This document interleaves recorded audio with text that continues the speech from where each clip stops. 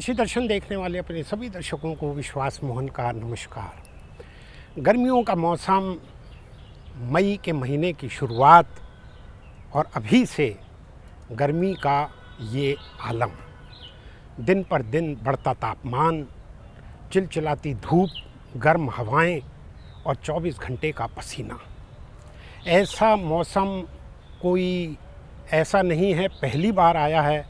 हम इस मौसम के आदी हैं। बस हमें करना इतना ज़रूर है कि अपने शरीर को गर्मी में लू से बचा कर रखना है और पानी का ज़्यादा से ज़्यादा इस्तेमाल करना है। तो ये तो हुआ मौसम का हाल।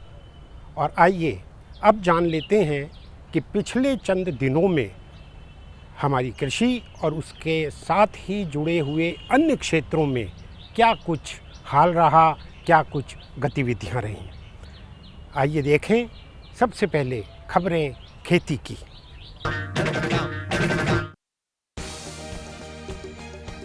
उत्पादन में कमी के बावजूद नियंत्रण में रहेंगे प्याज के दाम। कपास की पैदावार में बढ़ोतरी होने की संभावना। भंडारण सुविधा का विस्तार होने से पूर्वोत्तर को होगा फायदा। नमस्कार, खबरें खेती के में आपका स्वागत है। मैं हूं शीला मिश्रा। अब खबरें विस्तार से। NHRDF के अनुसार देश में इस बार मौसम की मार के चलते प्याज उत्पादन में कमी आने की आशंका के बावजूद इसके दाम नियंत्रण में रहेंगे। किसान भाइयों, मौसम की मार के कारण मौजूदा सीजन में प्याज की फसल को नुकसान हुआ है। इसे देखते हुए केंद्रीय कृषि मंत्रालय ने इस समस्या से निपटने के लिए प्रयास तेज कर दिए हैं। प्याज उत्पादक राज्यों में प्याज की फसल को नुकसान से बचाने का प्रयास किया जा रहा है। National horticulture research and development foundation यानी NHRDF के डायरेक्टर डॉक्टर RP गुप्ता के अनुसार देश के प्याज उत्पादक राज्यों में प्याज की फसल के सुरक्षित भंडारण के प्रयास किए जा रहे हैं। इसके अलावा प्याज उत्पादन के नए क्षेत्र तलाशे जा रहे हैं। उत्तर प्रदेश, मध्य प्रदेश, राजस्थान के अलावा उड़ीसा में भी प्याज उत्पादन बढ़ाने का प्रयास किया जा रहा है, जिससे प्याज की कमी को पूरा किया जा सके। देश में चालू सीजन में कपास उत्पादन में बढ़ोतरी होने की संभावना है और मौसम की अनुकूलता को देखते हुए कृषि मंत्रालय को उम्मीद है कि वर्ष 2013-14 में कपास की पैदावार 356 लाख गांठ होने की संभावना है। मौसम की अनुकूलता को देखते हुए कृषि मंत्रालय को वर्ष 2013-14 में कपास की पैदावार में बढ़ोतरी होने की संभावना है। मंत्रालय के एक वरिष्ठ अधिकारी के अनुसार देश में इस बार कपास के उत्पादन में करीब 14 लाख गांठ की बढ़ोतरी होने की संभावना है। कृषि मंत्रालय के अनुसार वर्ष 2012-13 में 342.20 लाख गांठ कपास का उत्पादन हुआ था, जो इस बार बढ़कर 356.02 लाख गांठ तक पहुंच जाने की उम्मीद है। विदेशी बाजार में कपास की कीमतों में सुधार आया है, जिससे कपास उत्पादकों को कपास के अच्छे दाम मिलने की उम्मीद है। घरेलू बाजार में बढ़िया क्वालिटी की कपास की आवक कम हो गई है, जिससे घरेलू बाजार में भी बढ़िया क्वालिटी की कपास की कीमतों में तेजी आने की संभावना है। भारतीय कपास की क्वालिटी अच्छी होने से इसके निर्यात सौदों में भी बढ़ोतरी होने की संभावना है। चालू फसल सीजन 2013-14 अक्टूबर से सितंबर में अब तक करीब 85 लाख गांठ कपास के निर्यात सौदों का रजिस्ट्रेशन हो चुका है। आगामी दिनों में निर्यात सौदों में तेजी आएगी। पूर्वोत्तर में खाद्यान्न भंडारण की समस्या को देखते हुए इस क्षेत्र में भंडारण की सुविधा के विस्तार के लिए प्रयास तेज करते हुए 12वीं पंचवर्षीय योजना में इस क्षेत्र में भंडारण सुविधा के विस्तार के लिए 458.56 करोड़ रुपए स्वीकृत किया गया है। देश के पूर्वोत्तर क्षेत्र में खाद्यान्न भंडारण एक बड़ी समस्या है।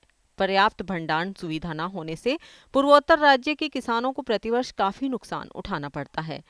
इस स्थिति को देखते हुए केंद्र सरकार ने पूर्वोत्तर में खाद्यान्न भंडारण की सुविधा के विस्तार के लिए प्रयास तेज करते हुए 12वीं पंचवर्षीय योजना में इस क्षेत्र में भंडारण सुविधा के विस्तार के लिए 458.56 करोड़ रुपए की राशि स्वीकृत की है।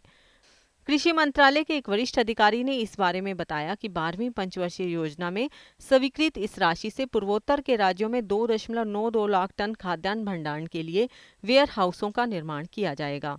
भंडारण के कार्य करने वाली भारतीय खाद्य निगम को यह राशि वर्ष 2016-17 तक इक्विटी के रूप में दी जाएगी। स्कीम के अंतर्गत 236.27 करोड़ रुपए की राशि वर्ष 2014-15 के दौरान खर्च होगी।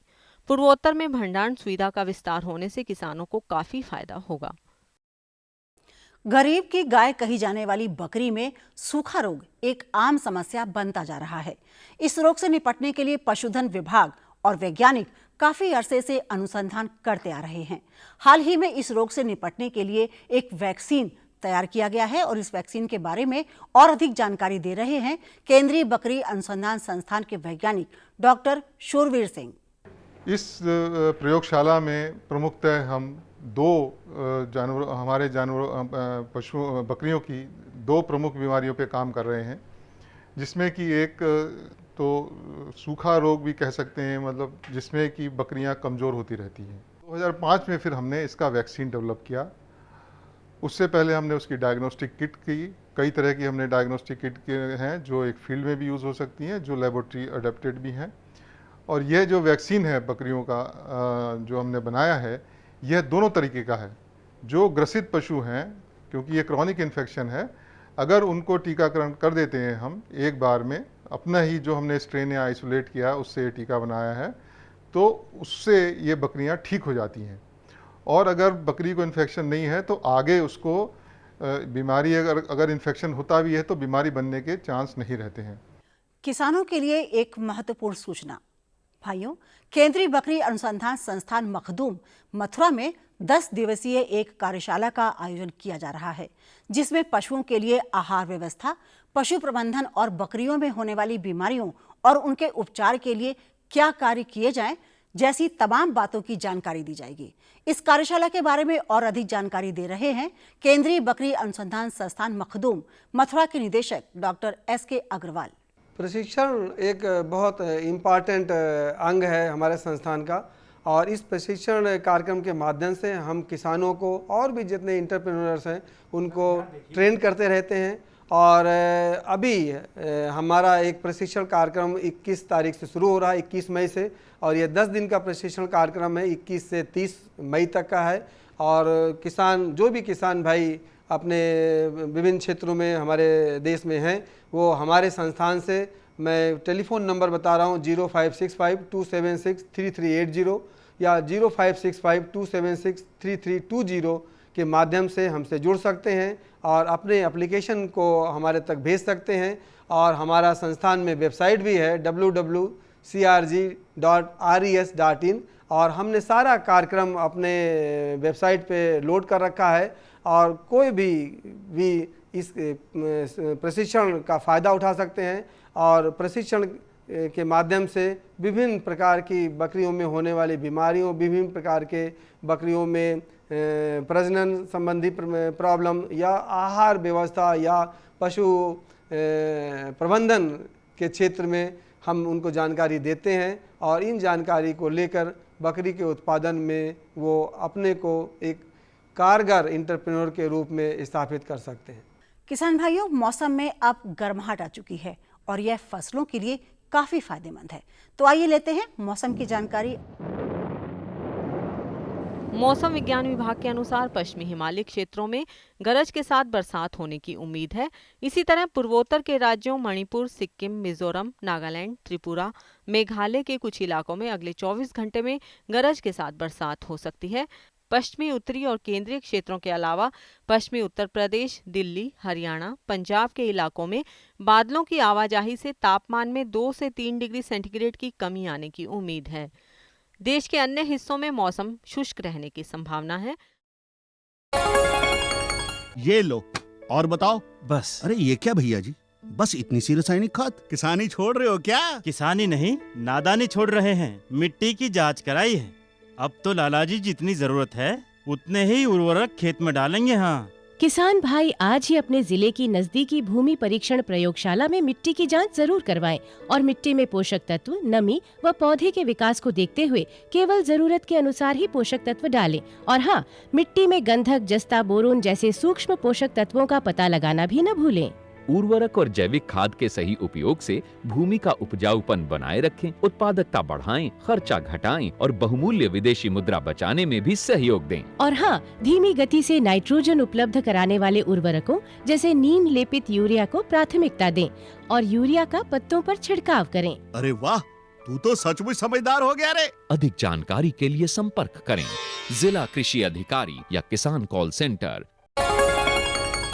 आइए अब देश की विभिन्न मंडियों में जिंसों के भावों की जानकारी लेते हैं, क्योंकि मंडियों में चल रहे दामों की सही जानकारी ही आपको आपकी मेहनत के सही दाम दिलवाएगी।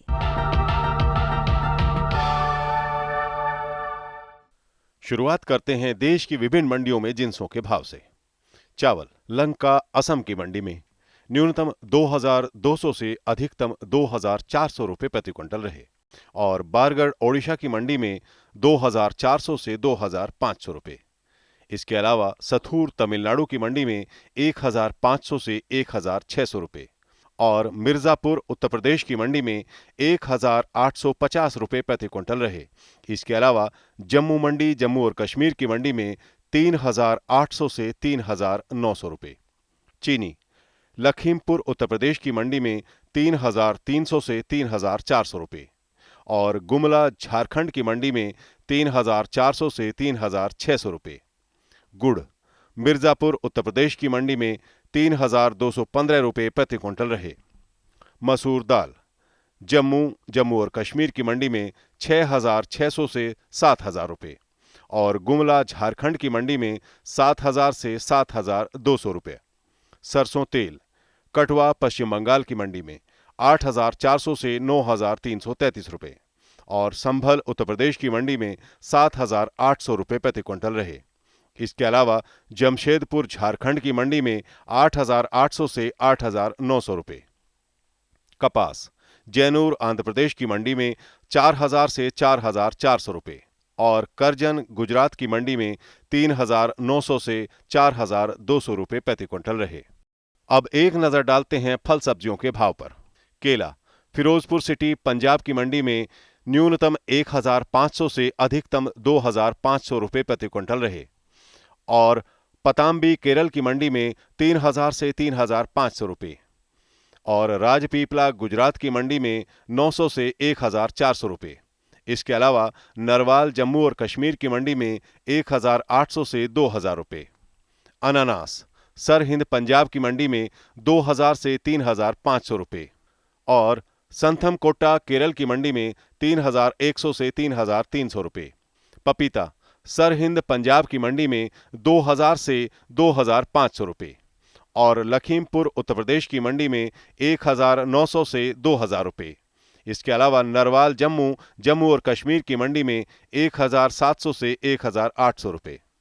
टमाटर बरवाला हरियाणा की मंडी में 500 से 1000 रुपये और सूरत गुजरात की मंडी में 500 से 800 रुपये। इसके अलावा बारगढ़ ओडिशा की मंडी में 1200 से 1300 रुपये। आलू गुमला झारखंड की मंडी में 1200 से 1400 रुपये। खेती की खबरों में आज इतना ही। कृषि दर्शन कार्यक्रम में और अधिक रोचक तथा ज्ञानवर्धक जानकारियों के लिए देखते रहिए कृषि दर्शन। जैसा कि हम आपको प्रारंभ में बता रहे थे कि गर्मियों का मौसम चल रहा है, दिन पर दिन तापमान भी बढ़ रहा है, सभी प्रकार की परेशानियां हमें झेलनी पड़ रही हैं। लेकिन ये तो मौसम है, उससे अपने को कैसे बचाएं ये हमें ज़रूर पता होना चाहिए। जिस तरह हमें अपने आप को, अपने परिवार के सभी सदस्यों को, अपने बच्चों को इस गर्मी के मौसम में सही और उचित देखभाल देनी है, उसी तरह जो हमारे छोटे छोटे पौधे हैं, ख़ास तौर से हमारे वो किसान भाई बहन जिन्होंने नर्सरी लगा रखी है, जो नर्सरी का काम करते हैं, उनको इस गर्मी के मौसम में कुछ ख़ास बातों का ध्यान रखना बहुत ही ज़रूरी है कि किस समय पानी दें अपने पौधों को, किस समय नलाई गुड़ाई करें, किस तरह अपने पौधों को लू से, गर्म हवा से बचाएं। तो हमने सोचा क्यों ना अपने सभी दर्शकों को जो नर्सरी का काम करते हैं किसी विशेषज्ञ की राय दिला दी जाए। और इसी बाबत हमारे सहयोगी प्रताप सिंह भाटी पहुँचे एक कृषि विशेषज्ञ के पास। आइए सुनते हैं उनकी चर्चा।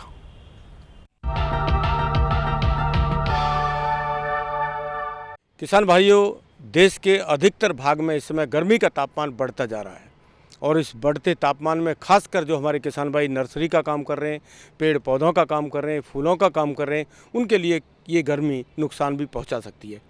किस तरह की सावधानी बरतें, कौन कौन सी बातें ध्यान में रखनी है, क्या उनको इस समय काम करने हैं, आइए इन सब बातों की जानकारी देने के लिए आज हमारे बीच हैं श्री S.C. दीक्षित जी, जो केंद्रीय लोक निर्माण विभाग बागवानी विभाग में उप निदेशक हैं। दीक्षित जी, आज के कार्यक्रम में आपका स्वागत है। इस समय खासकर जो हमारे किसान भाई जो नर्सरी का काम करते हैं खेती के साथ साथ, वो इस समय किस तरह किन किन बातों का ध्यान रखें जिससे कि उनके पेड़ पौधे सही सलामत रहें, स्वस्थ रहें। गर्मी का मौसम शुरू हो गया है और दिन पर दिन तापमान बढ़ता जा रहा है। देश के विभिन्न भागों में गर्मी बढ़ती जा रही है। ऐसे में पेड़ पौधे, नर्सरी मैनों को पेड़ पौधों का रखरखाव करना बहुत ही आवश्यक है। गर्मी में पेड़ पौधों को, अपने कीमती पौधों को कैसे बचा सकते हैं, इसके लिए मैं कुछ सुझाव दूंगा।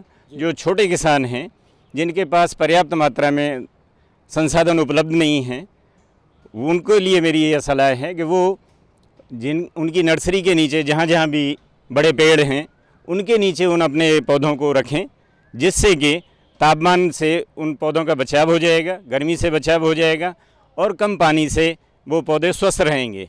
इसके अलावा मैं उनको यह भी सलाह दूंगा कि जो गमले हैं और जो क्यारियों में पौधे लगे हुए हैं, उनमें सूखे पत्ते, सूखे खरपतवार निकाल कर उसमें क्यारियों में और गमलों में डालें, जिससे वो पानी की एवोपरेशन को रोकेंगे और मॉइस्चर उसमें बनी रहेगी। उससे जो है पानी पर्याप्त मात्रा में न होते हुए भी कम पानी में अच्छा रखरखाव जो है पौधों का कर सकेंगे और पौधे स्वस्थ रहेंगे उनके। इसके अलावा मैं आपको यह भी सलाह दूंगा कि जो बड़े नर्सरी मैन हैं, जिनके पास संसाधन हैं, वो ग्रीन हाउस भी बनवा सकते हैं। ग्रीन हाउस में अपने कीमती पौधों को रख सकते हैं। ग्रीन हाउस के लिए गवर्नमेंट सब्सिडी देती है, केंद्र सरकार भी जो है सब्सिडी देती है, राज्य सरकार भी देती है, और इसमें एग्रोसेटिंग नेट डलवा कर उसके नीचे अपने पौधों को रख के सुरक्षित कर सकते हैं। इसके अलावा उसमें ग्रीन हाउस में स्प्रिंकलर सिस्टम भी बनवा सकते हैं।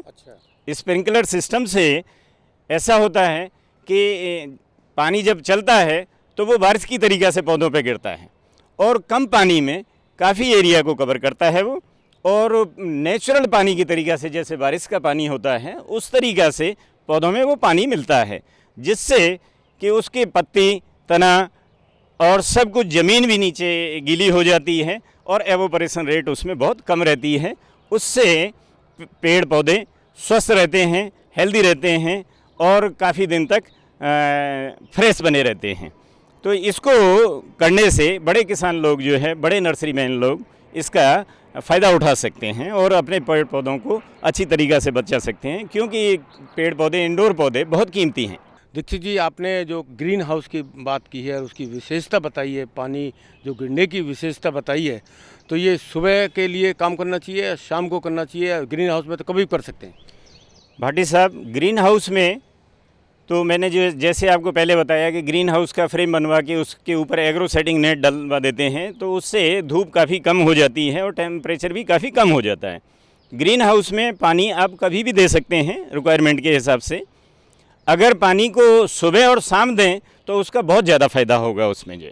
और ग्रीन हाउस के बाहर की अगर हम बात करें तो मेरा सभी को सुझाव यही है कि अगर शाम के टाइम पानी दिया जाए तो उसका भरपूर फ़ायदा मिलेगा और पौधे स्वस्थ रहेंगे और काफ़ी हेल्दी रहेंगे जो है। और सुबह दिन में देना है तो दिन में सुबह में दें, दोपहर में पानी कभी भी नहीं दें। यानी कि तापमान बढ़ने से, पानी गर्म होने से पौधे को सूख सकते हैं। जी, उसमें होता क्या है कि नीचे ज़मीन का टेम्परेचर भी ज़्यादा होता है और ऊपर से आसमान में भी सूरज की रोशनी से, धूप की वजह से टेम्परेचर ज़्यादा होता है, और उस समय अगर आप जो है पानी, ठंडा पानी डालेंगे तो वो पौधे में एक तरीक़ा से रिएक्शन का काम करता है। जैसे आग पे अगर तेज़ आग है, उसमें थोड़ा सा पानी डालेंगे तो वो एकदम और ज़्यादा जो है वो निकलती है। तो इसलिए पेड़ पौधों में दिन में न पानी देके सुबह और शाम के टाइम पानी देंगे तो बहुत फ़ायदेमंद होगा। दीक्षित जी, जो हमारे घास फूस है या पत्ते हैं, तो उससे हम पौधों पे या गमलों में डाल दें तो उससे फ़ायदा होगा? जी, बहुत बढ़िया जो है। खुले में जहाँ अगर किसी के पास इस तरीक़ा का संसाधन नहीं भी हो पा रहा है, तब भी जो है अगर सूखे पत्ते आपके पास हैं, और सूखे पत्ते गर्मी के मौसम में बहुत सारे मिल जाते हैं, पेड़ पौधों से गिरते हैं, खरपतवार निकला हुआ होता है, उसको आप जलाएं नहीं, उसको इधर उधर नहीं फेंकें, उसको आप गमले में बिछा दें और उसके ऊपर पानी डालें, तो उससे जो है गमले में नमी बनी रहेगी और कम पानी की ज़रूरत पड़ेगी और पौधा स्वस्थ रहेगा, पौधा हेल्थी रहेगा। इसी तरीक़ा से क्यारी में भी वो पत्ते और खरपतवार बिछाकर उसके ऊपर पानी डालते रहें, ये मल्चिंग का काम करता है।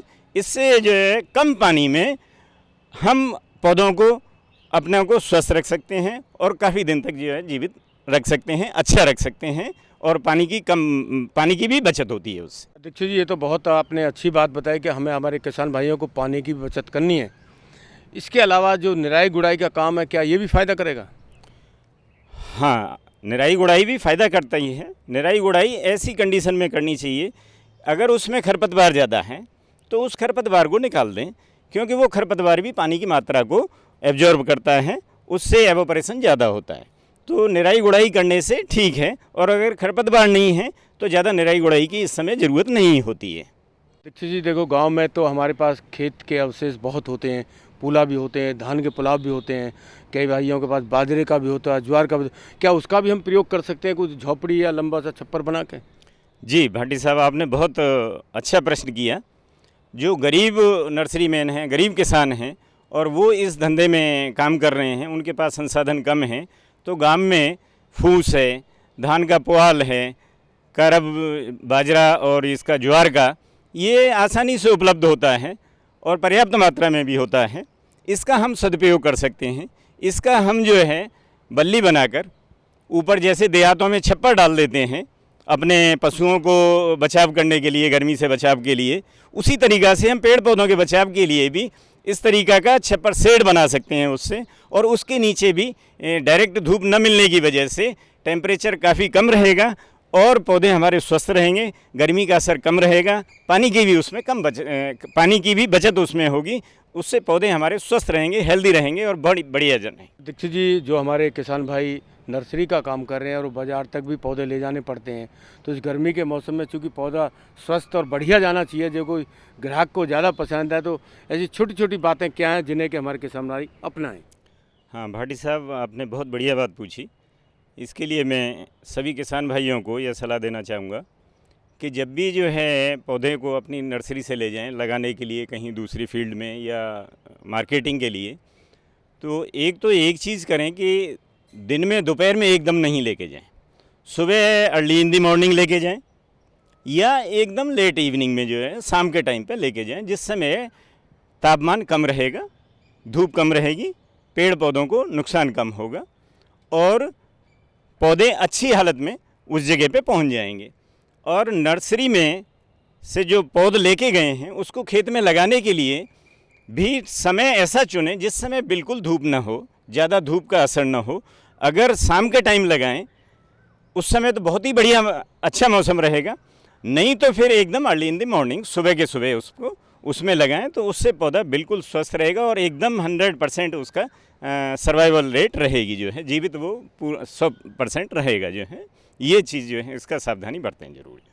दीक्षित जी, आपने हमारे खासकर जो नर्सरी का काम कर रहे हैं, जो पेड़ पौधों का काम कर रहे हैं, उनके लिए आपने बहुत अच्छी जानकारी दी। इन सब बातों के लिए आपका बहुत बहुत धन्यवाद। किसान भाइयों, जैसा कि दीक्षित साहब ने बताया कि भाई छोटी छोटी बातें, एक तो सुबह पानी लगाएं या शाम को पानी लगाएं, या पेड़ के नीचे अपने गमले रखें, या नर्सरी के जो भी पौधे हैं उन्हें रखें, या झोपड़ी बना के रखें। कुल मिला के एक, जिस तरह गर्मी से आप अपने को बचाते हैं, ठीक उसी तरह आप अपने पेड़ पौधों को बचाएं। चाहे चिक हाउस बनाएं, चाहे ग्रीन हाउस बनाएं, आपको पौधों को गर्मी से बचाना है और सुबह शाम हल्का पानी लगाना, जिससे कि आपके पौधे स्वस्थ रहें। तो आपको भी लाभ मिलेगा और जो भी पौधे लेंगे उनको भी लाभ मिलेगा। सभी एक राष्ट्रीय कार्यक्रम में जुड़ जाएंगे। खुशबू की फुहार में, स्वाद की बहार में, तरक्की की तानों में, खिलती मुस्कानों में, हरे भरे पौधों में, बड़े बड़े सौदों में, मधुर भिनभिनाहट में, खुशियों की आहट में। NHM बागवानी मिशन, हमारी चाहत, आपकी मुस्कुराहट। और अब समय हो चुका है हमारे कृषि दर्शन का यहीं समाप्त करने का। उससे पहले हम आपको बता दें कि कल शुक्रवार है, आपको इंतज़ार होगा चिट्ठी पत्री का। तो कल कागज़ और पेंसिल लेकर ज़रूर तैयार रहें अपने जवाब सुनने को, लिखने को। तो अब दीजिए इजाज़त, मिलेंगे अगली बार, तब तक के लिए नमस्कार।